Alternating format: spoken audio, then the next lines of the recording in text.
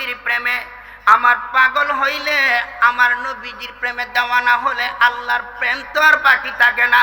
Direct আল্লাহর প্রেমে যদি কেউ পাগল হইতে চায়, একমাত্র শয়তান আল্লাহর প্রেমে পাগল হয়েছিল। কারণ আল্লাহ নবী মানে নাই, আদম নবীর পেশানিতে যখন নূরে মুহাম্মদী দিলেন বাবারে, তখন সমস্ত ফেরেশতাদেরকে আল্লাহ বললেন সেজদা দেওয়ার জন্য, উসজুদু লি আদমা, আদমকে সেজদা দাও। সমস্ত ফেরেশতারা সেজদা দিল, তবে ফাসাজাদু সবাই সেজদা দিছে ইল্লা ইবলিস। ইবলিস শয়তানের সেজদা দেয় নাই। আল্লাহর হুকুম অমান্য করছে সর্বপ্রথম কে? ইবলিস, শয়তান। এখন ইবলিস বলতেছে মাওলা আমি তো বড়, আদম ছোট, আমি আগুনের তৈরি। শয়তান কিসের তৈরি? শয়তানের বাপের নাম জানেন? খবিস। শয়তানের বাবার নাম কি? মার নাম নীলবিস। মার নাম মুখস্থ করেন, নীলবিস। সেরা চরিত্রা কিরম বলবো? শয়তানের বাবার নাম কবিস, তার চরিত্রা ছিল সিংহের নেই। কিসের নেই? মার নাম ছিল নীলবিস, মার চরিত্র ছিল নেকড়ে বাঘের নেই। এই দুয়ে জাহান্নামের ভিতরে মিলামিশা করে জন্ম দিছে ইবলিস। ইবলিস জন্ম হওয়ার পরে এইদিকে যাচ্ছি না, অনেক বড় ইতিহাস বাবারে। শয়তান দুইবার তিনবার কথা বলার পরও সেজদা দেয় নাই। সে অহংকারের সহিত, ঘৃণার সহিত আদম নবীর উপর একটা তুতু মারলেন। কি মারলো? আপনারা ঘৃণা করলে কেউ তুতু দেন না? তুতু মারলেন। ওই সময় আদম নবীর কাটা মোটা ছিল, লেভেল, পেটটা লেভেল ছিল বাবারে। আমার আল্লাহ মনোনীত করে আদম নবীকে তৈরি করেছে। আল্লাহ খায়েশ করে মানেছেন। আল্লাহর মনোনীত খায়েশের মধ্যে যে তুতু মারল, এই তুতু লাগার জায়গাটা মাটিটা আমার আল্লাহ জিব্রাইলকে বলে, ও জিব্রাইল, আদম নবীর বটিতে যেই শয়তান অহংকারের তুতু দিয়েছে, তুতুটার মাটিটা বের করো। এখন মাটি দিয়ে যদি কোনো কিছু বানান একটু শক্ত হইলে কি বাইর করে যাব? জিব্রাইল আমিন একটা থাবা দিলেন।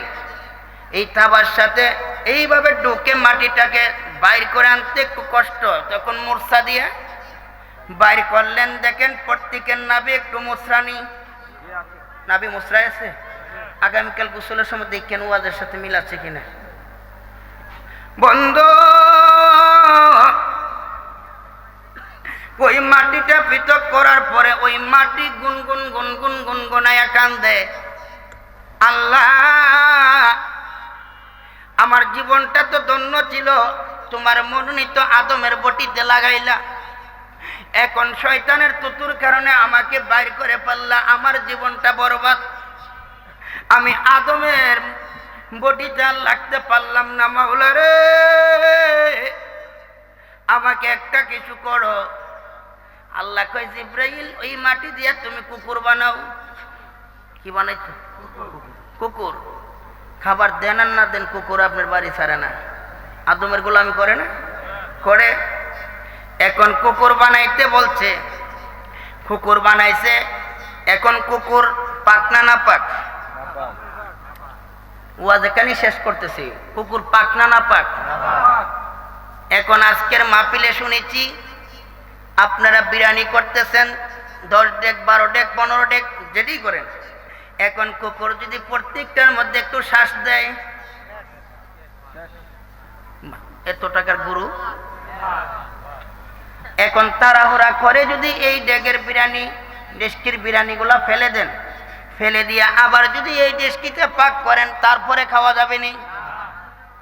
কারণ বন্ধু, এই ডেকে যদি 100 পাক করেন, তারপরেও পাকটা না পাক হবে যতক্ষণ পর্যন্ত আমার নবীজি কুকুরের উচ্ছিষ্ট থেকে পাকের বিধান মতে যেইভাবে বিধান দিয়েছে, ওই বিধান অনুযায়ী ডেস্কিটাকে যতক্ষণ পবিত্র না করবেন, ততক্ষণ পর্যন্ত এই ডেস্কির মধ্যে যত পাক করবেন সমস্ত পাক হারাম হয়ে যাবে।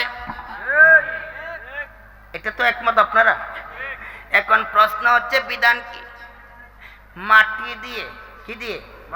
মাটি দিয়ে ডেস্কিটারে আপনি বসাইয়ে তারপরে বিসমিল্লাহির রহমানির রহিম বলে একবার, দুইবার, তিনবার করে কি করতে হবে?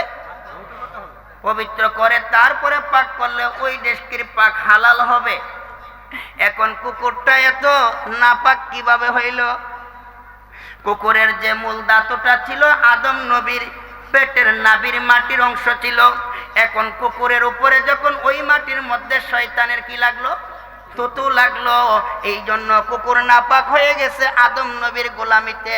তারা আছে আসহাবে কাহাফের গোলামিতে যে কুকুরগুলা ছিল কিতমির, তারা বেহেশতি। কুকুর বেহেশতি।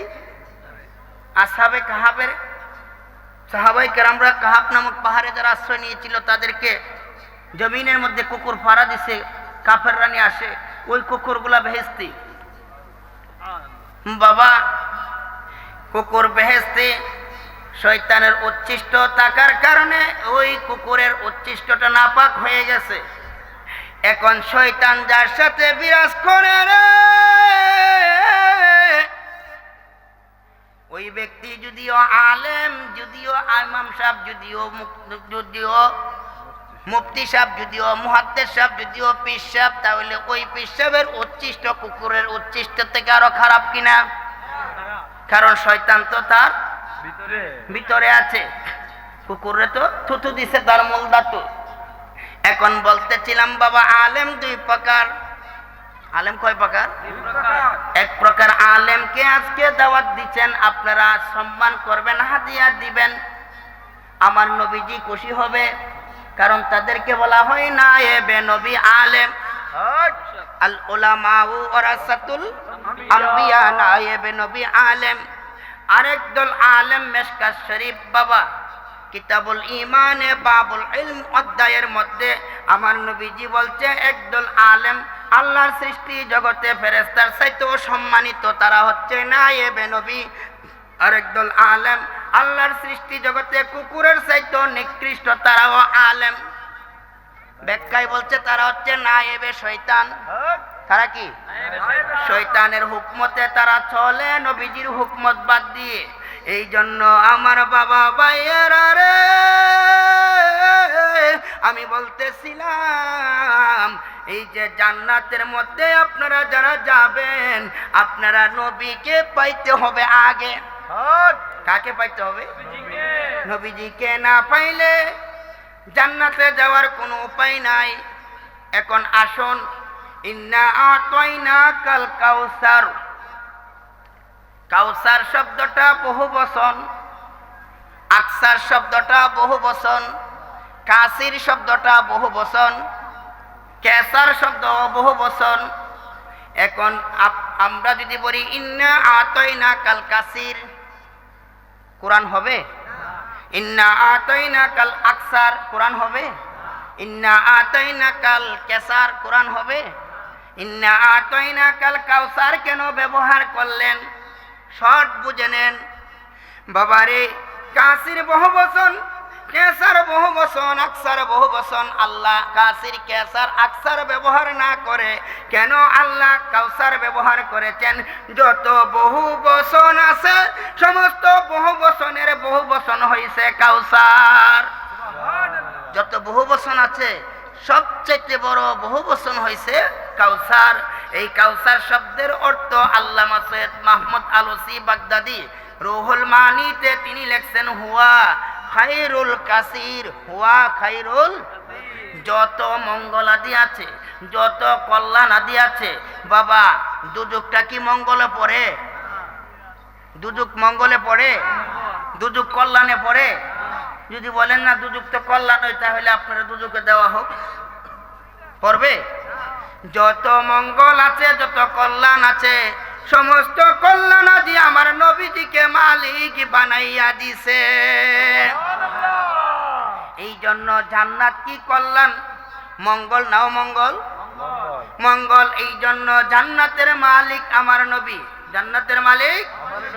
এখন যিনি মালিক তিনি উদ্বোধনকারী, যিনি মালিক, যেটা বোঝাতে চাচ্ছিলাম বাবার, এই গভীর মনোযোগ, অন্তরে কান লাগান। জান্নাতের মালিক নবীজি। আপনি একটা ঘর বানাচ্ছেন, এই ঘরটার মধ্যে যিনি উদ্বোধন করবে একজন প্রিয়তম লোক লাগবে, লাগবে না? এখন জান্নাত উদ্বোধন করবে। মুফাসসিরিনে কেরামগণ বলতেছে আমার নবী যতক্ষণ পর্যন্ত জান্নাতের মধ্যে কদম মুবারক না রাখবে ততক্ষণ পর্যন্ত কোনো নবীগণ, আমার নবীর কোনো উম্মত কেউ জান্নাতে যাইতে পারবে না। কারণ আগে মালিক যায় কি করবে? উদ্বোধন করবে। এখন আমার কথা শুনেন, জান্নাত উদ্বোধন কে করবে? নবীজি। নবীজি উদ্বোধন করলে আমার নবীজি যাওয়ার পরে যারা প্রেমিক তারা যাবে, যাওয়ার পদ্ধতি আছে, সেই দিকে আমি যাব না। এখন জান্নাতের মধ্যে যারা যাবে আমার নবী উদ্বোধন করার পরে, দুজকের মালিক কে বলছিলাম?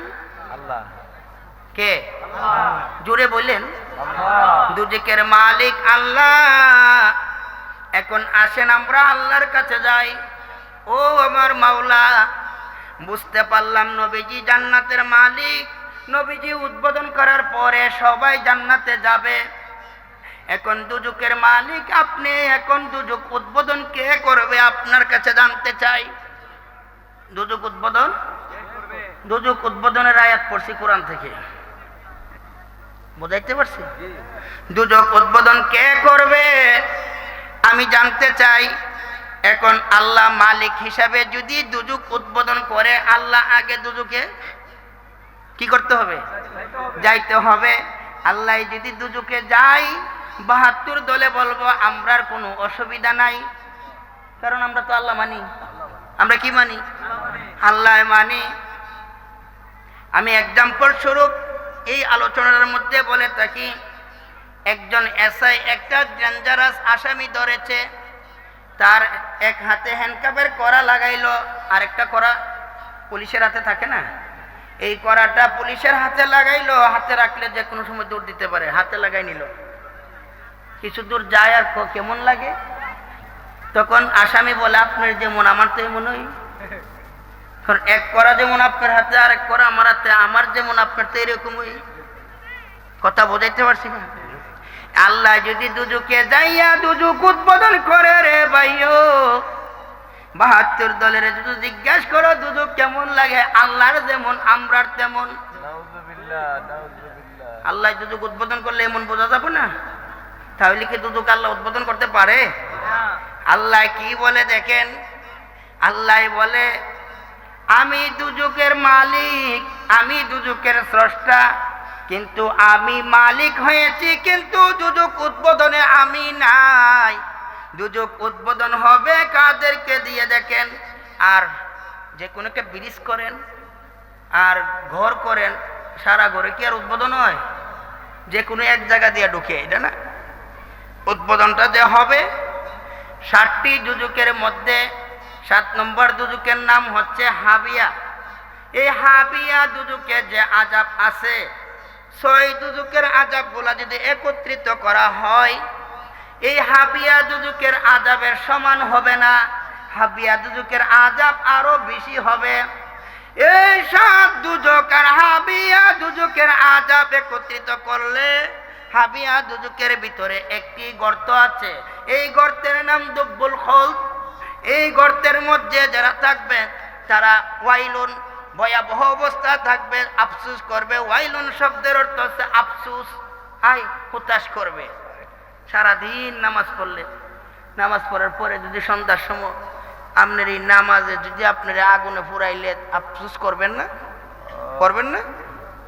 এখন আল্লাহ বলতেছে হাবিয়া দুজকের মধ্যে যে গর্ত, এই গর্তের মধ্যে সর্বপ্রথম উদ্বোধন হবে। এই গর্তের মধ্যে আল্লাহ দলিল দিছে ফাওয়াইলুল লিল মুসাল্লিন, ওই মুসল্লিদেরকে ওই গর্তের মধ্যে দিয়ে আমি দুজক উদ্বোধন করব। নাউজুবিল্লাহ। কারে দিয়ে করব? মুসল্লি কি চুরি করলে? মুসল্লি কি জানা করলে? মুসল্লি কি রোজা রাখলে? মুসল্লি কারে কয়? যে নামাজ পড়ে তারে মুসল্লি। এখন আজকের ওয়াজে বুঝলেন মুসল্লি দিয়ে আল্লাহ দুজক উদ্বোধন করবে। এখন নামাজ আমরা ছাইরা দেওয়ার দরকার। হ্যাঁ, কঠিন লাগতেছে না? কঠিন লাগতেছে না? এখন আমার প্রশ্ন যে শুরুতে করেছিলাম, আপনি মুসলমান কাকে বলে সংজ্ঞা জানেন না? আপনি মুসলমান, আপনি নামাজ পড়তেছেন, আপনার এই নামাজ কি দুদুক উদ্বোধনী হবে নাকি এই নামাজ বেহেশতে যাবেন, এটা তো আপনি বুঝতেছেন না। লাভ হইব? ও আমার ভাইও, হাদিস শরীফের মধ্যে আমার নবীজি ইরশাদ ফরমান, আসসালাতু মিফতাহুল জান্নাত, নামাজ বেহেশতের চাবি। গাড়ির পিছে লেখা আছে, আছে না? দেওয়ালে লেখা আছে, আছে না? বাবারে, এই অর্থ বল দিয়েছে নামাজ বেহেশতের চাবি, অর্থ বল। এখন নামাজ, দুজকে গেলেও নামাজ লাগবে, বেহেশতে গেলেও নামাজ লাগবে। বাবারে, এক প্রকার নামাজ দিয়া দুজক উদ্বোধন হবে, এক প্রকার নামাজি দিয়া আবার আরেক প্রকার নামাজি বিদ্যুতের নেই জান্নাতে চলে যাবে। তাহলে দুটাতেই নামাজ আছে। তাহলে এক প্রকার নামাজি দিয়া চোখের পলক দেওয়ার আগে জান্নাতে, আর এক প্রকার নামাজি দিয়া দুজক উদ্বোধন। এখন নামাজি না চিন্না যদি নামাজ পড়েন, আপনি কোন প্রকারে পড়বেন জানি না, জানার দরকার আছে নি? আল্লাহুম্মা সাল্লি আলা সাইয়্যিদিনা মুহাম্মাদ নাবিয়ানা শাফি'না মাওলানা মুহাম্মাদ নাবি শাফি'না মাওলানা মুহাম্মাদ।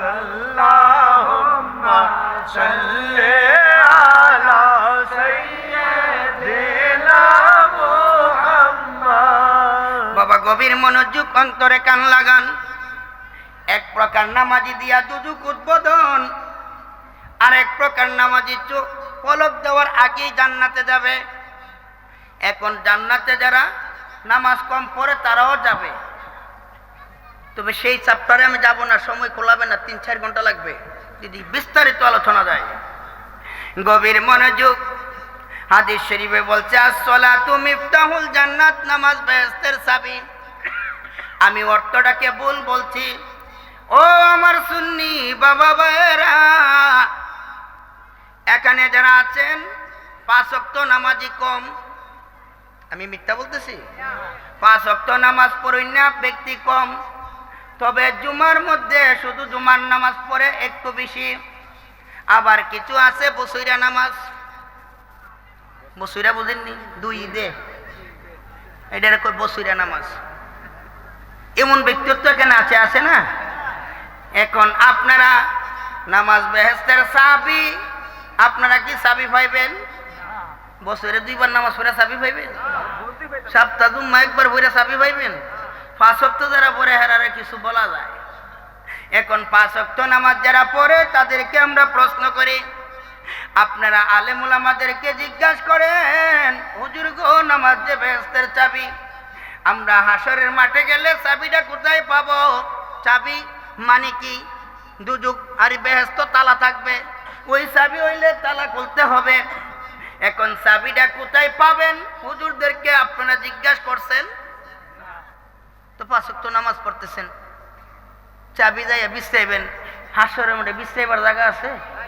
হ্যাঁ, সবুজ বর্ণ ঘাসের নেই, মানুষ উঠবো, নড়ার তো পরিবেশ পাইতেন না, চাবি ওই সময় কোথায় পাবেন? বাবারে, ওয়াজের মাঠে বড় অন্ধকার, ওয়াজের মাঠ বর্তমানে বড় অন্ধকার, শুধু জিকির আজকার গান গজল কইরা শেষ, ব্যাখ্যা বিশ্লেষণের খবর নাই, কোরআন হাদিসের আলোচনা নাই। আর যদি আমরা রেজবিরা এসে বলি, বলে রেজবিরা বেশিন্দা কথা কয়। হ্যাঁ, একটা কথা বেশিন্দা আছে। আমি যদি প্রত্যেকটা কথার এবারত পড়তে যাই সময় আরো লাগবে না? আমি শুধু অর্থগুলো বলতেছি।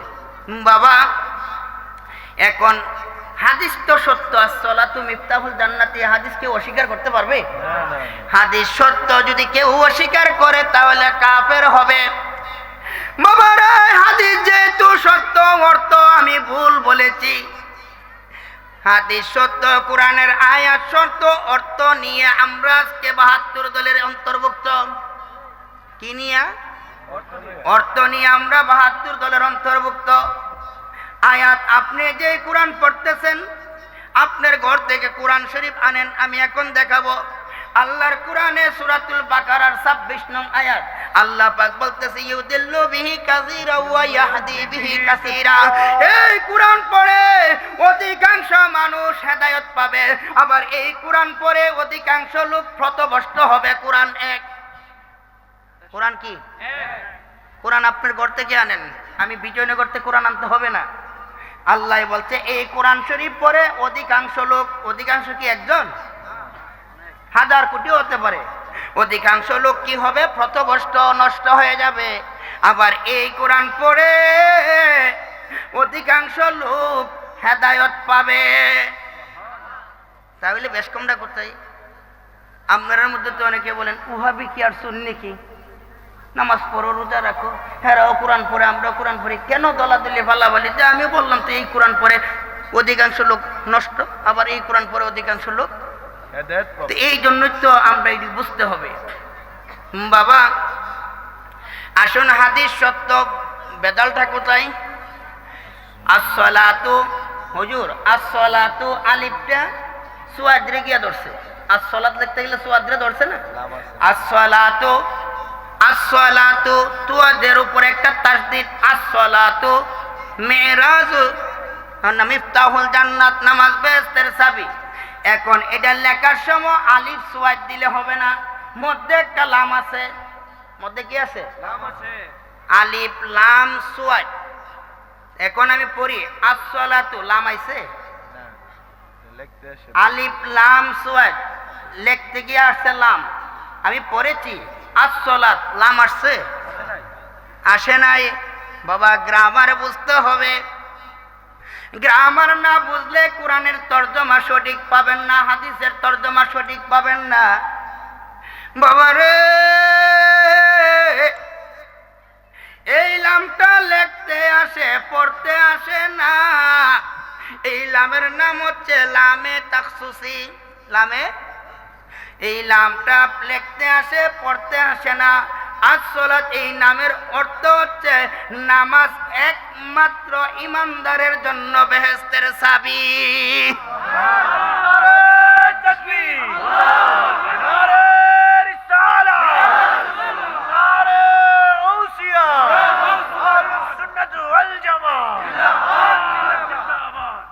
কি পাইলেন? গাড়ির পিছে যারা দেখছেন ইমান আছে, ইমানদার লেখছে, দেওয়ালে যেখানে লেখছে ইমানদার লেখছে, ডাইরেক্ট লেখছে নামাজ বেহেশতের চাবিতে। নামাজ তো ওহাবিরা পড়ে, আপনার মতো না বেশি? আপনার দাগ আছে? হেরার দাগ আছে, পইরা না না পইরা? পড়তে পড়তে তো দাগ হয়। তাহলে বোঝা যায় নামাজ আপনার চাইতে তার বেশি। তাহলে নাই তো নামাজ তারা পড়ে, চাবি তো তারা আগে হাতে নিবে। আপনারা বসিরে নামাজ পড়ে গিয়া চাবির ডেটটা পাইবেন? হ্যাঁ, ও আমার ভাইও, এখন আসেন চাবি আর তালা। কয়টা? চাবি এবং তালা। যাবো নি, এদিকটা যাবো। বেশ, তো তালাটা কিসের?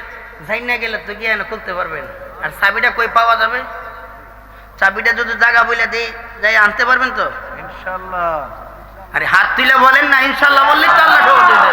নারে তাকবীর, নারে রিসালাত, আহলে সুন্নাত ওয়াল জামাত।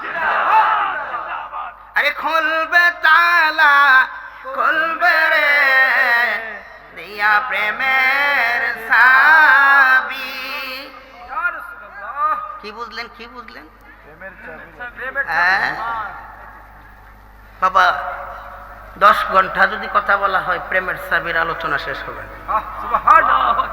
আমার নবীজির শান কতই না মহান, আল্লাহ করলেন কোরআনে প্রমাণ। আমার নবীজিরে কোরআন পয়রা একদল বলতেছে আপনি আমার মতো মানুষ। আমরা কোরআন পড়া বলছি আল্লাহর জাতি নূর নবীজি। আমরা কোরআন পড়া বলছি নবী হাজের ও নাজের, আর তারা কোরআন পড়া বলে নবীজিকে হাজের নাজের বললে শিরক হয়ে যায়। বলে না বলে না? বাবা আসো, গভীর মনোযোগ।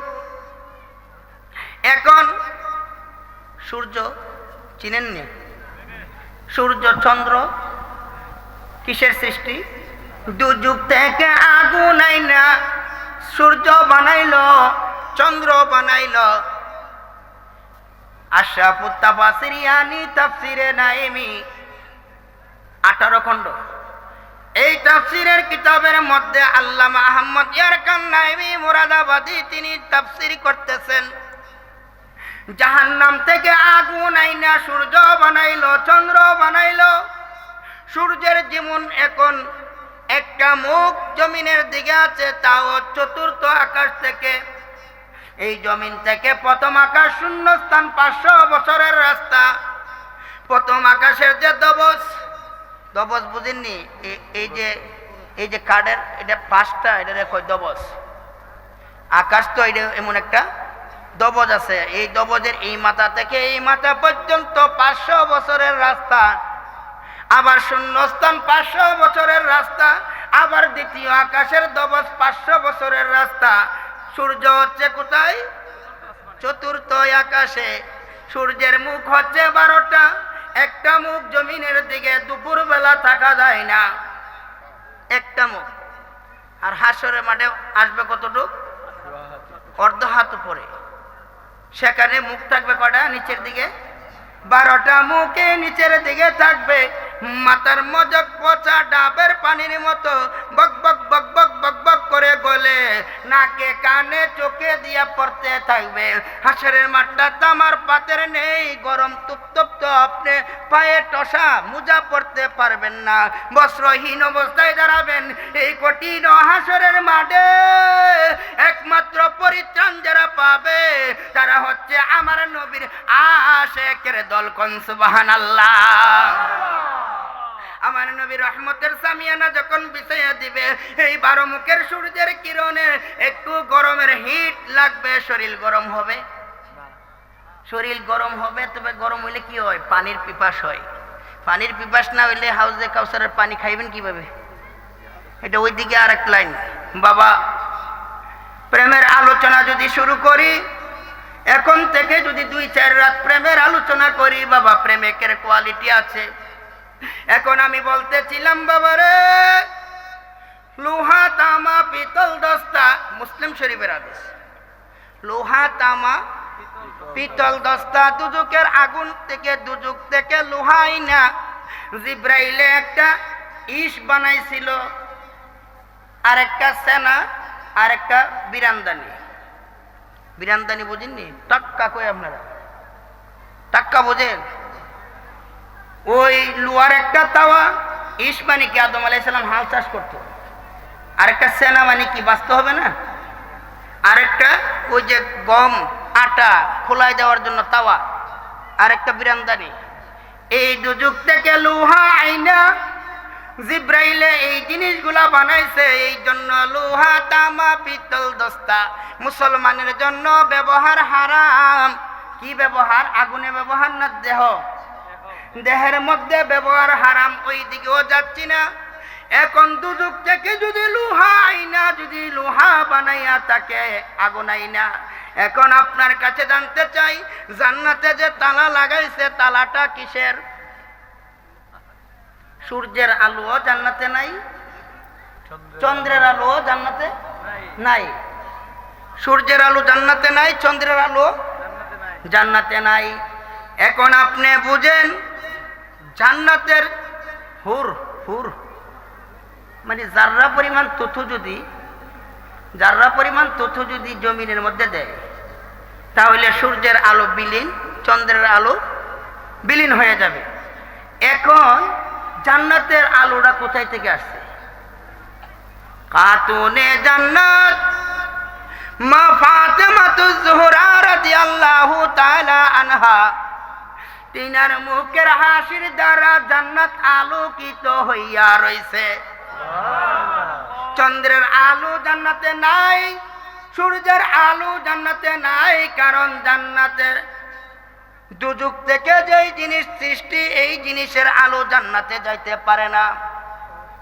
এখন লোহা যদি দুজক থেকে তৈরি করে থাকে, জান্নাতের মধ্যে যে তালা লাগাইছে এটা কিভাবে লাগাইবে? তাইলে লোহার তালা কি লাগাইতে পারে? এখন বুঝেন, তালা যে রুমে থাকে এই রুমে কি ঢোকা অনুমতি আছে? এটা মানে কি বাধা। জান্নাতের তালা এমন কোন লোহা নয়, তামা নয়। জান্নাতের তালা হচ্ছে রেদওয়ান ফেরেশতা, যেই ফেরেশতার ডান হাত থেকে বাম হাতে আসতে 500 বছরের রাস্তা। ফেরেশতাটা কত বড়? ডান হাত থেকে তার বাম হাতে যাইতে লাগে 500 বছর। এই ফেরেশতা এমনে বাধা দিবে, জান্নাতে যাওয়া যাবে না। কেন? আমাদেরকে আল্লাহ পাঠাইছে। আচ্ছা আচ্ছা, ইস্তেকবাল দেন। আল্লাহু আকবার, নারে তাকবীর, নারে রিসালাত।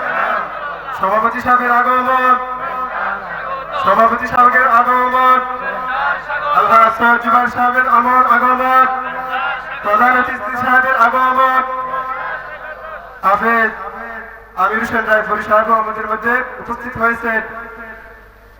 সম্মানিত হাজরিন, সম্মানিত এলাকাবাসী, আমরা যারা এখনো বাড়িঘরে রয়েছি, রাস্তাঘাটে আছি, সবাই মাহফিলে চলে আসি।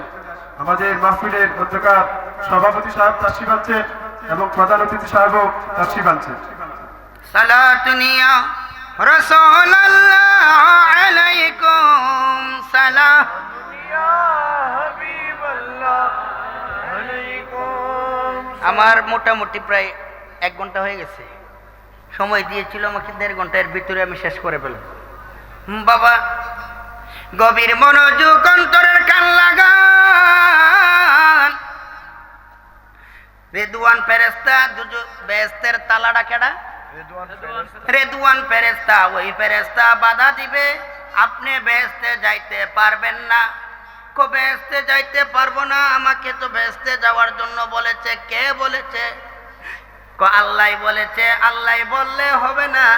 আল্লাহ বেহেশত সৃষ্টি করেছে, করে বেহেশতের মালিকানা দিয়ে দিছে নবীজিকে। যতক্ষণ পর্যন্ত মদিনাওয়ালার সার্টিফিকেট দেখাইতে না পারবা, ততক্ষণ পর্যন্ত আমি রেদওয়ান বেহেশতে যাইতে তোমাকে দেব না।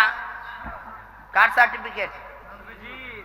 এখন চিন্তা করেন, নবীজির সার্টিফিকেট পাইতে গেলে নবীজি আপনার মতো মানুষ বললেন, পাইবেন তো? আপনি হুজুর আইসে, হুজুর তো আমরার মতো নেই, হুজুর উপরে বসে আমরা নিচে বসি, আমরার মতো নেই, তাহলে কি হুজুরের ওয়াজ ভালো হইব? আপনি যদি বলেন না হুজুর তো সম্মানিত ব্যক্তি, তাহলে একটু খুশি হইলে হুজুর ওয়াজ ভালো করবে। এখন নবীজিরে আমরার মতো বললে নবীজি কি সার্টিফিকেট দিব? এখন বুঝতে হবে বাবারে, এই সার্টিফিকেট অর্জন করতে গেলে আমার নবীর প্রেম দরকার আছে না নাই? বন্ধু, আমার নবীজির প্রেম যখন অন্তরে থাকবে, রেদওয়ান ফেরেশতা আপনাকে ইস্তেকবাল দিবে। যখন মারহাবা বলে আপনাকে জান্নাতের মধ্যে প্রবেশ করাইয়া দিবে। কারণ নবীজির প্রেম এত মূল্যবান। আল্লাহ দুনিয়াটা বানাইছে প্রেমের কারণে, আল্লাহ দুনিয়াটা বানাইছে আমার নবীজির কারণে, ঠিক কিনা? এই জন্য আমরা বলি, খুলবে তালা, খুলবে রে দিয়া প্রেমের সাবি। আরে মুহাম্মাদি প্রেমের সাবি, আরে মুহাম্মাদি প্রেমের সাবি, বানাও সাধন করে রে দিয়া প্রেমের সাবি। আরে আবু বকর বলে গেল রে, আরে শুয়াইতে বন্দর কাছে, আগে অনুমতি লয় রে দিয়া প্রেমের সাবি। আবু বকর সিদ্দিক কোথায় শুইছে জানেননি আপনারা?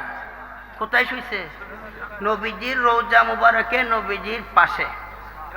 এটা নবীজি অনুমতি আগেরই হয়ে রয়েছে। এরপর আবু বকর সিদ্দিক বলছে, নবীজি দুনিয়ার থেকে বেসাল মোবারক করার পরে যদি আমার কোনো কর্মের কারণে যদি আমি নবীজির অনুমতির থেকে যদি আমি বঞ্চিত হয়ে যাই, তাহলে তোমরা আবার শুয়াইবার আগে আমার নবীর কাছে অনুমতি চাইবা। নবীজির যতক্ষণ পর্যন্ত অনুমতি না দিবে আমাকে পাশে শুয়াইবা না। আরে রোজা পাখে নিয়ে তারে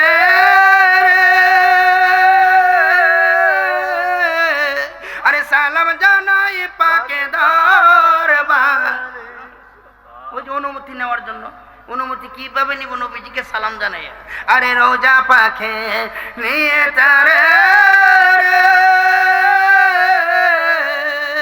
আরে সালাম জানাই পাকে দরবার। আরে খুলে গেল রোজার দরজা, বন্ধুর প্রীতির কারণে রে দিয়া প্রেমের চাবি। আরে খুলবে তালা খুলবে রে,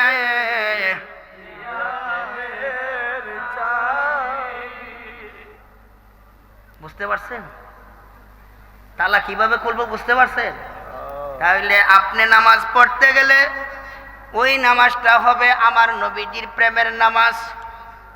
নবীজির আমরার মতো বইলা যদি নামাজ পড়েন, লাখ বছর নামাজ পড়লেও কোনো লাভ নাই বাবারে। আল্লাহ শয়তানকে ইবাদত করতে করতে শয়তানের একটা আবেদ লকব দিছে শয়তানকে। আবেদ, আপনাদের গ্রামের মধ্যে কেউ আবেদ আছে? আবেদ লকব পাইছে?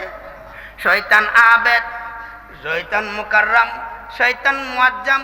বাবা, সমস্ত ফেরেশতাদের একজন মাত্র উস্তাদ ছিল, একজন মাত্র শিক্ষক ছিল, তাও তাকে মুআল্লিমুল মালাকুত বলা হয়। ওই ইবলিস শয়তানকে মুআল্লিমুল মালাকুত, সমস্ত ফেরেশতাদের উস্তাদ হিসেবে আল্লাহ তাকে লকব দিয়েছে। এখন সমস্ত ফেরেশতাদের উস্তাদ হইয়া বাবারে আমার নবীজির নূরকে তাজিম না কইরা আল্লাহ কয় ফাখরুজ মিনহা ফা ইন্নাকা শাইতান, বাইরে দুষ্ট, বেহেশত থেকে বাইরে, বেহেশতে তোর জায়গা নাই। কানা মিনাল কাফিরিন, 9.5 লক্ষ বছর ইবাদত করছে। তাফসীরের মধ্যে লেখা এই 9.5 লক্ষ বছর ইবাদত করা কালীন কাফের ছিল। তবে আমার নবীজির নূরে মুহাম্মাদীকে তাজিম করে নাই, সেজদা, তাজিমি সেজদা ছিল। ওই সেজদা না করার কারণে 9.5 লক্ষ বছরের ইবাদত কুফরিতে পরিপূর্ণ হয়ে কাফের হয়ে গেছে। এখন আমি মনে করেন যে আপনাদের গ্রামে হুজুর আসছে, আমার চেয়ে বয়স বেশি হুজুর আসে না? আমার চেয়ে আরো বড় হুজুর আসে না? কোন হুজুর কি বাংলাদেশে 9.5 লক্ষ বছরের ইবাদত আছে? 9.5 লক্ষ বছরের ইবাদতের প্রতি আল্লাহ মায়া করে নাই। আমার নবীজিকে আল্লাহ কত ভালোবাসে, 9.5 লক্ষ বছরের ইবাদতের দিকে তাকায় নাই। সমস্ত ফেরেশতাদের উস্তাদ শিক্ষক মুআল্লিমুল মালাকুত এই দিকে আল্লাহ তাকায় নাই। আল্লাহ কয় ফাখরুজ মিনহা ফা ইন্নাকা শাইতান, দুষ্ট পাপিষ্ঠ, বাইরে আমার বেহেশতের মধ্যে তোর মতন নাপাকের জায়গা নেই। এখন আপনি চিন্তা করেন বাবা, বাবারে পিশাব নবীজিরে একটা কথা বইলা লাইছে, তাক পিশাবের বিরুদ্ধে কইও না। অন কি বুঝলেন?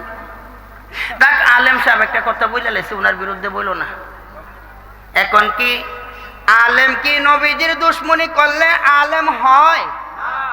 নাকি নবীজি প্রেম যদি অন্তরে থাকে, তারপরে যদি কোরআন হাদিস পড়ে, তারপরে তাকে আলেম বলা হয়, ঠিক কিনা?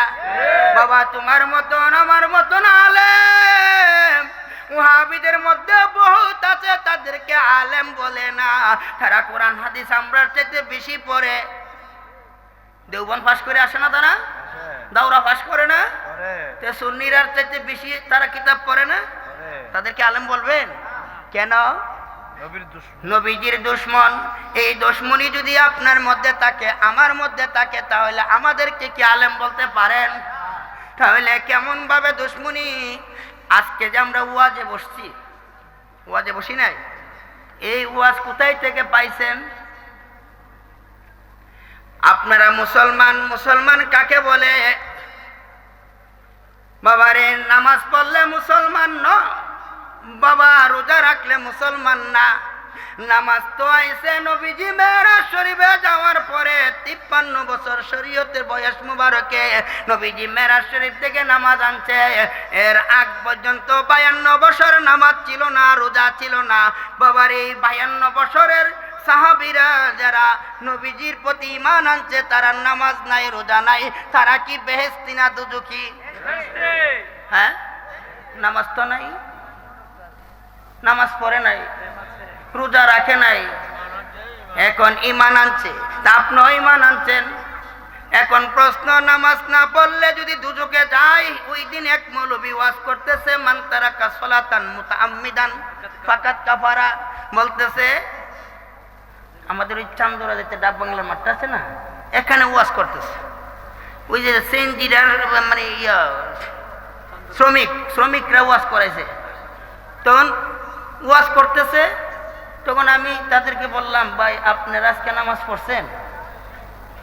আমি স্টেশনে ছিলাম, ড্রাইভারেরা বললাম আপনারা আজকে নামাজ পড়ছেন? কোন আপনারা কি না? বক্তা তো বলতেছে এক ওয়াক্ত নামাজ ইচ্ছা করে ছেড়ে দিলে কাফের। তাহলে আপনারা বক্তা তো আপনারা কাফের বানাইছে, কারণ আপনারা তো জোহরের নামাজ পড়েন নাই, আসরও পড়েন নাই, মাগরিবও পড়েন নাই, এশারের পরে বক্তা বলতেছে যারা এক ওয়াক্ত ছেড়ে দিচ্ছে তারা কাফের।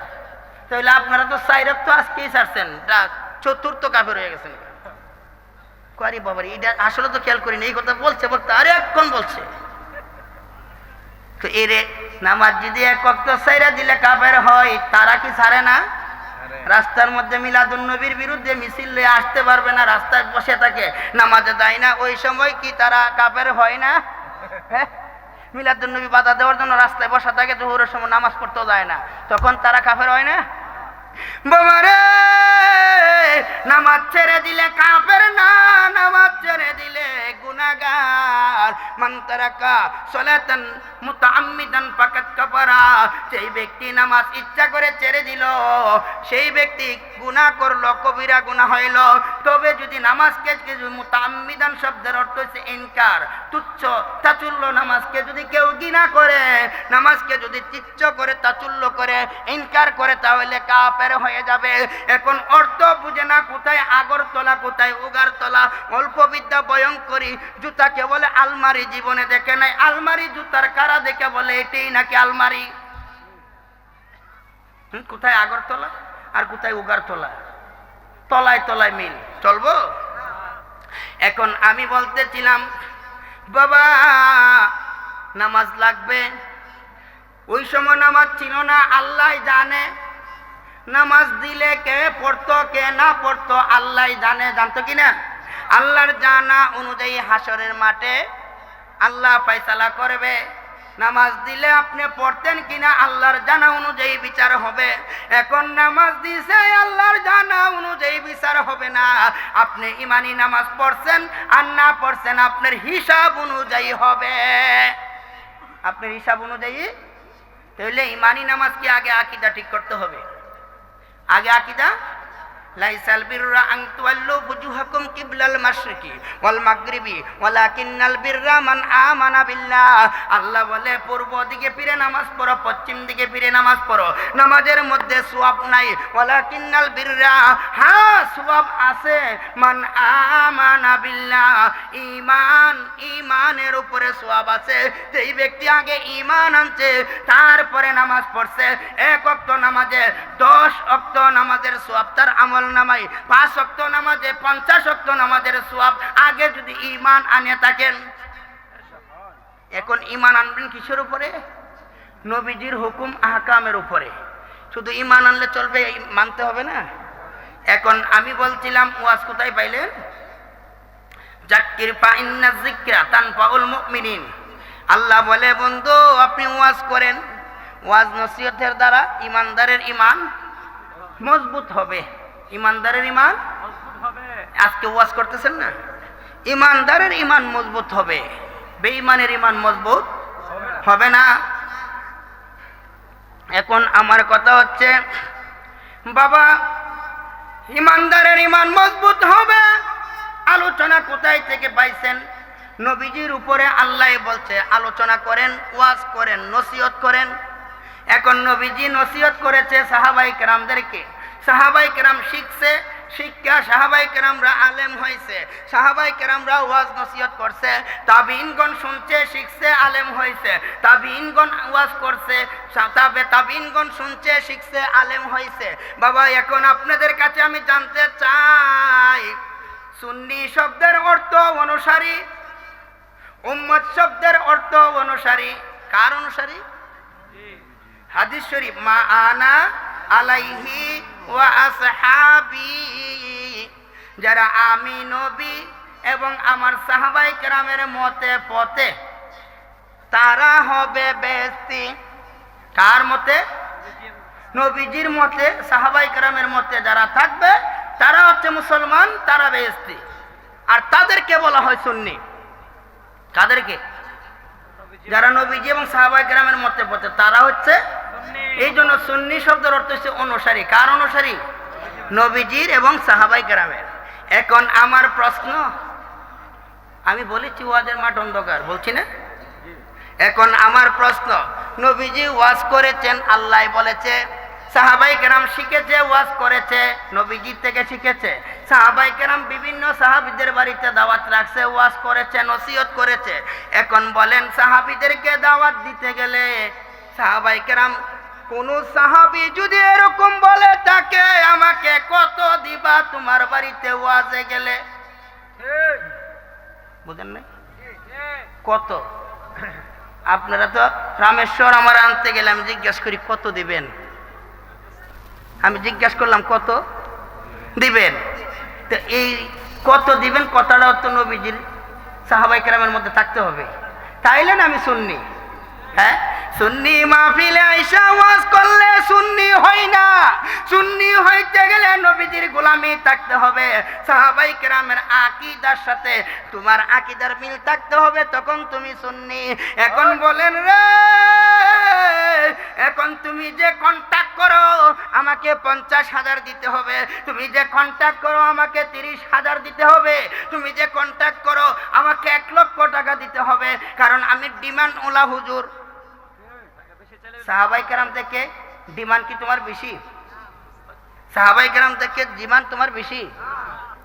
নবীজির চাইতে কি তোমার বেশি? তাহলে এখন দেখেন বাবা, আপনারা কন্টাক্ট করা হুজুর আনতেছেন, আমি সত্যটা যদি আপনাদেরকে না বলি, এখানে আসছি কি মিথ্যা পাইতারি করার জন্য? আরেকদিন দাওয়াত দিবেন, আরেকদিন দাওয়াত দিবেন মিথ্যা কথা বলে গেলে? তাহলে এই আশাই করে আসছি। আপনারা মানেন আর না মানেন আপনাদের ব্যাপার, সত্যটা বলে দেওয়া আমার ব্যাপার। আমি একটা বিজ্ঞপ্তি এনেছি, এই কন্ট্রাক্টকৃত মৌলবীদের হুকমত আনছি, এর মধ্যে দলিল লেখা আছে বাবারে, কোরআন থেকে 4টি আয়াত, 4টি সূরার 4টি আয়াত দেওয়া আছে, আয়াতের নাম্বার দেওয়া আছে, মিলাইয়া দেখবেন বাবা। প্রথম আমি দিয়েছি যেখানে সূরা বাকারা, কত? সূরা বাকারার 174 নং আয়াতের মধ্যে আমার আল্লাহ বলছে, তোমরা যদি কেউ কোরআন হাদিসের আলোচনা করতে যায় যদি কন্ট্রাক্ট করে কোনো কিছু খাও, আমি কন্ট্রাক্ট করে আইছি, আমার 15,000 টাকা দিতে হবে, এই টাকাটা নিয়ে কি আমি খাবো না? ভাত খাই, মাছ খাই, গোস্ত খাই, ডিম খাই, যাই খাই, এই খানাটা কিভাবে পেটে যাবে? আল্লাহ সূরা বাকারার বিশ্লেষণ করেছে। আল্লাহ বলছে এই খাবারটা তোমার পেটের মধ্যে যাবে, আংরা, আগুনের আংরা হিসেবে যাবে। কি হিসেবে? তাহলে কি রহমত না বরকত? রহমত না বরকত না? কেডা কার বেড়ো যাইল? কার বেড়ো? আলেমরার বেড়ো। বাবারে, সূরাতুল ইয়াসিনের 21 নম্বর আয়াত লেখা আছে, দেখেন, বাড়িতে খুলে দেখবেন। আমি চ্যালেঞ্জ করব, কোন কন্ট্যাক্ট মৌলবী যদি বলে যে কন্ট্যাক্ট করা জায়েজ আছে, আল্লাহর নীল আকাশের নিচে এমন কোন আলেম যদি থাকিয়া থাকে, তাহলে আমি রেজবির কান কেটে তার জুতার নিচে ফিন মেরে দেব। সমাজে সুদ খা, তাদেরকে দোষে। হ্যাঁ, সুদ তো দোষের কাজ। সুদ হারাম করছে আল্লাহ কোরআনে না? তখন কন্ট্রাক্ট হারাম করছে কোথায়? সুদের বিরুদ্ধে ওয়াজ করেন, কন্ট্রাক্টের বিরুদ্ধে ওয়াজ নাই। নিষেধরা তো একই কোরআনে, এক আল্লাহরে। কারণ সুদের বিরুদ্ধে ওয়াজ। সুদ যে ব্যক্তি খায়, ব্যক্তি হালাল দেন না খায়, কারণ বেসুগুর নির্লজ্জ মানুষ হয়ে গেছে। তবে হারাম দেন না খায় না হালাল দেন না খায়? হারাম দেন না খাইতেছে। তবে এরা কি কোরআন বিক্রি করতেছে? আলেম তুমি যে কন্টাকের টাকাটা কোরআনের আয়াতের দোহাই দিছ, আলেম তো কোরআনের আয়াতই পড়তে আছে। এই কোরআনের আয়াত পড়ে যে ওয়াজ করে তুমি টাকা নিচ্ছ চুক্তি করে, তুমি তো কোরআন বিক্রি করে খাইছ। সুদখোরের চাইতে আরো খারাপ, সুদখোরের চাইতে আরো খারাপ বাবারে। এইভাবে 4টি সূরা থেকে 4টি আয়াত আল্লামা শেখ সাদি রহমাতুল্লাহ আলাইহির একটা কওল দিয়েছি। আল্লামা শেখ সাদি রহমাতুল্লাহ আলাইহি বলতেছে, এই আখিরি জামানার আলেমরা একটা সাধু বেশের ডাকাত। তিনি লেখছে সাধু বেশের ডাকাত, এইটাও আমি লিখে দিছি। এখন সাধু বেশের ডাকাত কেমনে বুঝবেন? আমি এখন যুব্ব পড়েছি না, পাঞ্জাবি পড়ছি, আজকান সব কিছু আছে। আমি বললাম বাবা আমার মাদ্রাসা আছে, আমার মাদ্রাসা আছে, এতিমরা খায়। এখন আপনারা যে টাকাটা দিবেন এই টাকাটা নিয়ে আমি মাদ্রাসা গিয়ে দেখেন তার মাদ্রাসার মধ্যে যারা খাইতেছে তারাও 5,000 টাকা মাসে খাওয়ান বিল দিতেছে। তখন আমি জুব্বা বইরা আপনাদেরকে বলতেছি আমার মাদ্রাসা আছে, তারা খাবে। গিয়ে দেখেন সে মাদ্রাসার খাবার থেকেও সে আয় করতেছে। এটা সাধু বেশের ডাকাতি করলো না? হ্যাঁ, আমি একদিন আপনাদের এই যে এখান থেকে ওয়াশ করে যাওয়ার সময় ছাতিয়ান বাজার থেকে যাইতে রতনপুর খুব ডেঞ্জারাস জায়গা নাকি, আমার ইনুস ভাই আছে এখানে। ইনুস ভাই খুব ভাইজান যাওয়া যাবে না। আমি কেরে গারাক থেকে ওয়াশ করে যাওয়া যাবে না, জায়গাটা খুব ডেঞ্জারাস। কেরে ডাকাইতে ধরবো। আমি তো আপনাদের কাছে যাওয়াই দিচ্ছেন মুট করে, আমি ডাকাতি করে নেই নাই, আরে চুরি করে নেই নাই, ডাকাতের টাকা ডাকাতে নেই। বহু আলেমকে ধরে রাখছে, এত ডাকাতি করে নিছে। যাদেরকে ধরে নিছে ডাকাতে, সেও ডাকাতি করে আপনাদের কাছে নিছে। তা আমি গেছি, আমার এনুস ভাই জিজ্ঞাসা করে পাই কোথায় আছে, আমাকে রতনপুর আয়া উঠছে, কোনো সমস্যা হয়েছে না? আমাকে 3টা কুত্তা পাইছি। বলছিলাম নি 3টা কি পাইছি? আমি ডাকাত পাইছি বাবা, কারণ আপনাদের কাছে তো ডাকাতি করে আমি নেই নাই। এখন আমি এখানে আসছি, আসার পরে যদি আপনারা 4-5 জন লোক বসা থাকতেন, ওয়াজ চললো? হ্যাঁ, আমারে 50,000 দিতে হবে। আমি আসছি, গাড়ি ভাড়া লাগছে। এখানে যারা দূর দূরান্ত থেকে আসছে সিএনজি রিজার্ভ করে, আরো বিভিন্ন জায়গাতে গাড়ি ভেঙে আসছে, তাদের কি ভাড়া লাগে নাই? যদি বিভাগ করেন, মাহফিল কমিটির কাছে অনুরোধ, শ্রোতা বাদে যদি আলেমের ওয়াজ না চলে তাহলে শ্রোতাদেরকেও 2-4 টাকা গাড়ি ভাড়া দেন। অনুরোধ করবো মাহফিল কমিটিরে। হ্যাঁ, শুধু নবী মানা, শুধু আপনাদের আমরা দরকার নাই বাবারে। আমার প্রিয় মুর্শিদ আল্লামা রেজভী শাহ হুজুর কিবলা ও কাবার একটি কওল এখানে তুলেছি, বিজ্ঞাপনটা নিয়েন। একজনের ছাপাইয়া 5টা-10টা করে সাইরেন, প্রচার হবে। আর কোন মৌলবী, আমার অ্যাড্রেস দেওয়া আছে, যদি সাহস থাকে অ্যাড্রেস মতে যাক, আমি দলিল দেখাই দেব অনেক বাবা। এখন কথা হচ্ছে বাবা, গভীর মনোযোগ। আল্লামা রেজভী শাহ হুজুর কিবলা বলেন, কি বলেন? আমার দিকে তান। তিনি যখন ভারত থাকতেন, এলাহাবাদ যুক্ত প্রদেশের রাজধানী ছিল এলাহাবাদ। সেখানে নাকি একটা, ওই তৎকালে আজকের থেকে মনে করেন 60-70 বছর আগে, একটা বেশা মহিলারে পতিতালয়ে 1 ঘন্টার জন্য নাকি ওই সময় 3,000 টাকা লাগতো। কত? কয় ঘন্টা? কয় ঘন্টার জন্য? উত্তর দেন না। 1 ঘন্টা। 1 ঘন্টা পরে আরেক পুরুষ আসতো 3,000 টাকা দিয়ে। হুজুরের এই আলোচনাটা আমি তুলে দিছি। হুজুর কিবলা বলে, আমি ওই সময় এলাহাবাদ শুনেছি একটা বেশা মহিলার কাছে, এই বেশ্যা মহিলার কাছে 1 ঘন্টার জন্য একটা ব্যক্তি 3,000 টাকা দিয়ে 1 ঘন্টা কাটাইতো। আর এখন বাংলাদেশে আয়া শুনি রে, একজন আলেম নাকি 1 ঘন্টায় 50,000 টাকা লাগে। তখন এই এলাহাবাদের বেশ্যা মহিলা তো এই আলেমের চাইতে বালা, কারণ কত? 3,000। আর আলেম 1 ঘন্টা লাগে কত? 50,000। বেশ্যার চাইতে আরো খারাপ। হুজুর আপনার রেজবিয়া দরবার আলেমরা কি আর বালা নেই, এরকম যদি করে হ্যাঁ বেশা, হ্যাঁ বেশা যদি কেউ এরকম করে। বাবা আল্লামা রেজভী শাহ হুজুর কিবলা যেখানে মাহফিলে গেছে, মাগরিবের পরে ওয়াজ করলো, মানুষ জায়গা হইছে না, হইছে? উনি যখন যায় নিয়ে যাইতে দিলে টাকা দিছে, আমরা তো খাদেম হিসাবে ছিলাম, পরে আমরা বলে বাড়িতে গিয়ে বলছে গনেন, গইনা দেখি 2000, কয় হাজার, গাড়ি ভাড়া কত আছে? হুজুর কিবলার একজন জিজ্ঞেস করে, বাবা আপনি যেই ওয়াজ করেন আজকে তো আমরা গাড়ি ভাড়া ওঠে না। বাবা কি করবা, তকদিরে যা আছে তা, রিজিকের বাইরে তো আর খাইতে পারত না। এখন দেখছেন আল্লাহর ওলিদের কি বাবারে, সাহাবায়ে কেরামের মধ্যে কন্টাক্ট ছিল না, সাহাবীর মধ্যে কন্টাক্ট ছিল না, তাবির মধ্যে কন্টাক্ট ছিল না। এই আখিরি জমানার মধ্যে যেই মৌলবীরা কন্টাক্ট করে, ওই কন্টাক্টিত মৌলবীর ওয়াজ শোনা হারাম, কোরআন দলিল দিয়ে রাখছি আমি বিজ্ঞাপনে। ওই কন্টাক্টিত মৌলবীদেরকে দাওয়াত দেওয়া হারাম, তাদের ওয়াজ শোনা এবং তাদের ওয়াজে হেদায়েত হবে না, কারণ তারা নিজেই হেদায়েত প্রাপ্ত না। সব দলিল এখানে সেটিং দেওয়া আছে। এই বিজ্ঞাপন পড়লে আর কোনো দলিলের জন্য আপনাদের কাউকে জিজ্ঞাসা করতে হবে না। প্রচারের জন্য জিহাদের সওয়াব হবে, 10টা ছাপাই আরো 10 জনকে দিবেন। বুঝুক, মানা না মানা তারা, বুঝার অভাবে কেন অমান্য থাকতো, বুঝার পরে যদি সে না মানে এটা তার ব্যাপার। এখন আসেন, আলা হযরত নাম শুনছেন?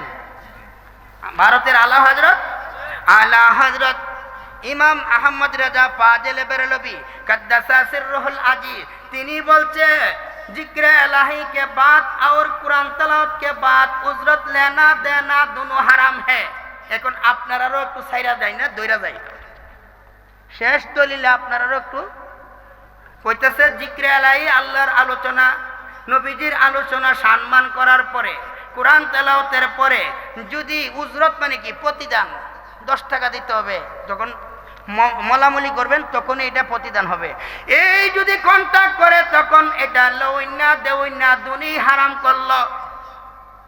আমি যে নিছি আমিও হারাম করছি, আপনি যে দিছেন আপনিও হারাম করছেন, তো আপনারা ছাড়ছে? তাহলে এখন চিন্তা করেন, ও আমার বাবারা, আলেমের সম্মান ফেরেশতার চাইতে যদি বেশি হাদিস শরীফ, তাহলে এই আলেমকে আনার জন্য আমরা ভিক্ষাকরণ লাগে। এমুক রামেশ্বরের, দক্ষিণ রামেশ্বরে মাহফিল যাওই দিবেন হাতে তাজাবের সাথে উহাবিরার খাদ্য। কেন ভিক্ষাকরণ লাগে? কারণ ডাকাত জানতাছি, ডাকাতরা তো দেওয়ান লাগবো, নাইলে তো ফার মারবো। বুঝেন নাই? যদি আমরা ডাকাতি ছাইরা দেই, আপনার কি ভিক্ষা যেমন লাগবো? আমি রামেশ্বরে পাড়া দিয়া দেখলাম এক একজনের জমিন যে পরিমাণে আছে, তারা যদি একটু সিটাদা দেয় এরকম মাহফিল 2টা হইব। তখন ডাকাত পালন লাগে, কেন টাকা বেশি ভিক্ষাকরণ লাগে। আমাকে রেজভী সাহেব বলছিল আমরা এলাকাতে এরকম ভিক্ষা করার অভ্যাসটা আছে। হুজুর কিবলা কালো গাড়ি দিয়ে আসতেছে, ওই যে টিআরএক্স, আমিও ভিতরে, আমাদের গাড়ি আটকাইছে, দেন দেন এন রেজভী সাহেব হুজুর আইব, কিছু দিয়া যান। গাড়ি তো কালো, ভিতরে তো দেখা যায় না। তখন আমি গ্লাস খুলে গেছি, হ্যাঁ ছাড়ো, গাড়ি সরবানো হুজুর দিয়েছে। তখন হুজুর কিবলা কিন্তু এটা খেয়াল করছে, আমার ঘরে বসে বলতেছে, দোস্ত ওই যে গাড়ি আটকেছিল বাজারে, তারা কারা, কি সমস্যা তাদের? এখন কি আমার পীরের কাছে মিথ্যা বলতে পারি? আমি বলছি দাদা, তারা ওই মাহফিলের কালেকশন করতে গাড়ি আটকে আটকে রাখে, খুশিতে যারা দেয়। কোন মাহফিলের কালেকশন করছে? তখন আমি গেছি আজকের মাহফিলের। কয়ে দেখেন, কানে ধরলাম, আপনার মাহফিলে আমি আর আসবো না। আমি রেজভির টাকা চাই আনি না, আমি বলি নাই। আমাকে নাম বিক্রি কইরা কইরা কেন আজকে অপমান করতেছে রাস্তায়? আজকে যদি হুজুর কিবলার মতো প্রত্যেকেই যদি এই আদর্শ গ্রহণ করত, তাহলে আজকে সমাজে আপনারা ওয়াজ নসিহত বছরে 2-4 বার শুনতে পারতেন। এই যে মাহফিলটা আজকে করছে, এই কমিটি কি আর করব 1 বছর পর ছাড়া? কারণ 1 বছর, এই বছরের টাকাই অনেক টাকা ঋণী থাকবে আমার মনে হয়। আপনাদেরকে এক্সাম্পল দিচ্ছি, কথা বুঝাইতে পারছি না বাবা রে। আমি এই আলোচনা করার পরে এক বক্তা নেটে আমার নাম লয় নাই, বলছে যে না আপনারা বাজারে যাইয়া লাউ কিনেন, চাল কিনেন, ডাল কিনেন, দাম জিঙ্গাইলে কয় কিতা যে এটা 50 টাকা, পরে আপনি বলেন 30 টাকা, এখন আবার 10 টাকা বাড়ে, সে 10 টাকা লাভ এসে একটা পর্যায়ে যায় উভয় পক্ষের রাজি হইলেই কেনা বেচা। আমরা তো কেউরে ডাকাতি করে আনি না, আমরা বলি এত টাকা লাগবে, তারপরে তারা কয় না হুজুর আমরা এত টাকা দিব, তারপরে উভয় পক্ষের মধ্যে লামা ওঠা মিলাইয়া যখন সিদ্ধান্ত যা তখনই আমরা তারা খুশি হয়ে আমরা দেয়, কয়টা তো জায়েজ। দলিল কি? উভয় পক্ষ খুশি হইয়া যখন দেয় তখন এটা জায়েজ। কোন চিন আমরা ঠেকাই ভরে দিতেছেন না, কারণ না দিলে এমন বক্তা আইতো না, এমন বক্তার পাইতাম না, এখন ঠেকাই ভরে, এটা কি খুশি হইয়া? হ্যাঁ, একবার যখন রিমান্ড দেয় তখন সে রাজি হয়, সে তো খুশি হয়ে পরে দেখো বাড়ির ছুটি এনে কইছে। হ্যাঁ, কেমন যুক্তি দেয় দেখছেন নি বাবা? যুক্তিবাদী শয়তান। আল্লাহ দলিল দিছে উসজুদুলি আদমা, আদমকে সেজদা দাও। শয়তান বলে আমি বড়, আদম ছোট, আমি আগুনের, আদম মাটির, আমি কিভাবে সেজদা দেবো? আল্লাহ দিছে দলিল, শয়তান দিছে যুক্তি। আল্লাহ দিছে দলিল, শয়তান দিছে কি? এখন যারা দলিলকে খণ্ডন করে যুক্তি দিয়া, তারা হচ্ছে যুক্তিবাদী শয়তান। বুঝাইতে পারছে? এই ব্যাপারে আর ওয়াজ লাগবো? বাবা আসেন আসেন, আমি এখন ওয়াজ করতেছি বাজনার মাধ্যমে। কিসের মাধ্যমে? বাজনা বুঝেননি? যন্ত্রের মাধ্যমে, বাদ্যযন্ত্রের মাধ্যমে ওয়াজ করতেছি। এটা কি? বাদ্যযন্ত্র। এটা কি? বাদ্যযন্ত্রের মাধ্যমে আমি ওয়াজ করতেছি বাবারে। আবার বাদ্যযন্ত্রের মাধ্যমে গানও হয় না? আপনাদের এলাকাত মনে হয় না? হয় বাবা। গান বাজনা হালাল, গান বাজনা হারাম। গান বাজনা কি? হারাম। হালাল, গান বাজনা হারাম। গান বাজনা হারাম বাবারে। আমরার জন্ম হয় নাই, এক সময় আমাদের এলাকায় বাংলাদেশের বিভিন্ন জায়গায় গান হইতো, যাত্রার গান। কি গান? যাত্রার গান, রূপবানের গান, বাইস্কোপের গান। আল্লামা রেজভী শাহ হুজুর কিবলা একদিন যাত্রার গানও গেছে। হুজুর কিবলা বলছে যাত্রার গানও গেছে। যাত্রার গানও গিয়া দেখছে একটা মহিলা নাচে, ড্যান্স দেয়। হুজুর কিবলা বসা রয়েছে সামনের বেঞ্চে, জুতা দুইটা এইভাবে লইয়া এইভাবে নিয়ে বসছে। আশেপাশে গইমিয়া সিভিল বেশি তো জুতা এনে কেন এটা ভাইয়া দিতে না, টিয়াটা কিনছি ভাইয়া দিবার লাগে, হই হইয়া দেব। আরেকজন ভাই কথা কইছে পাগল। কি বেশটা লইছে কি? তখন জিজ্ঞেস করে বাবা ওই যে গান গায় এটা কি মেয়ে না ছেলে? কইটা একটা ছেলে, মহিলা সাজছে। পরের দিন তিনি ফতোয়া দিছে, হুক্কার জাতির উচ্ছেদ, গান বাজনার পতন, একটা কিতাব লেখছে। লেখা তিনি ফতোয়া দিছে গান বাজনা হারাম, গান বাজনা হারাম, গান বাজনা হারাম, গান বাজনা হারাম ফতোয়া দিছে। কমে ছেলে মেয়ে সাজ্জা গান গাইতেছে, গান বাজনা হারাম। এখন হুজুর কিবলা চিন্তা করলো আমি যে হারাম ফতোয়া দিছি, এখন মানুষ তো এটারে হারামই মনে করবো, বিষয় বলছে। এখন এটার মধ্যে কোনো ব্যবস্থা আছে কিনা? তিনি বলতেছে ও আমার বাবা, আপনাদের ছেলে মেয়ে ছোট বাচ্চারা আছে না, কান্নাকাটি করে, বাচ্চাদেরকে কান্না করাবেন না, কারণ বাচ্চাদেরকে কান্না করাইলে ফেরেশতারা বেজার হয়। এখন একটা বাচ্চার হাতে, হুজুর কিবলা বলতেছে, একটা বাচ্চার হাতে একটা বিস্কিট, ওই বিস্কিটটা যদি সে খায়, এটা বিষ মাখা বিস্কিট, এই সে খাইলে বাচ্চাটা মারা যাবে, খাইলে। আর এই বিস্কিটটা যদি তার হাতে ফেলে দেন তাহলে সে কান্না করবে, আর কান্না করলে তো ফেরেশতারা বেজার হবে। এখন তাকে বিস্কিটটা হাত থেকে না দূরে করাইয়া তার মৃত্যু থেকে বাঁচানো, কান্নার থেকে বাঁচানো কিভাবে হবে বলেন ফাইসালাটা? বিস্কিট ফালাইতে পারবেন না, কান্নাও করাইতে পারবেন না, আবার তাকে মারতো পারবেন না। এখন রাস্তা আছে না আপনার কাছে? আছে। আল্লাহর ওলিদের কাছে আছে না নাই? আল্লাহর ওলিদের কাছে আছে না নাই? ও আমার বাবা রে, হুজুর আসতেছে নাকি? আচ্ছা একটু ইস্তেকবাল দিন। নারায়ে তাকবীর, নারায়ে রিসালাত।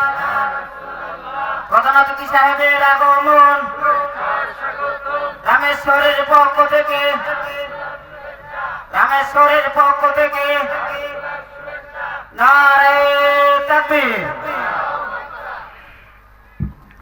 সালাতুন ইয়া রাসূলুল্লাহ আলাইকুম,